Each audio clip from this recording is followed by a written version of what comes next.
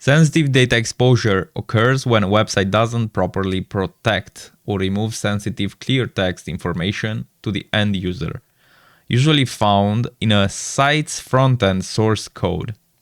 We not know that websites are built using many HTML. We now know that websites are built using many HTML elements, all of which we can see simply by viewing the page source.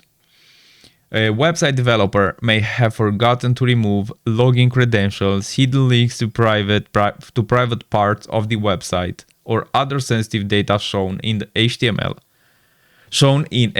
or JavaScript. Sensitive information can be potentially leveraged to further an attacker access within different parts of a web application. For example, there could be HTML comments with temporary login credentials. And if you view the page source code and found this, you could use these credentials to log in elsewhere on the application, or worse, use the access other backend components of the site. We can see here we have an example of that comment with the admin credentials.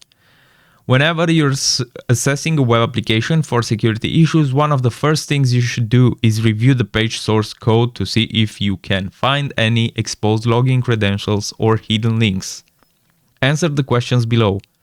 View the website on this link. What is the password hidden in the source code? Admin test password. Test password.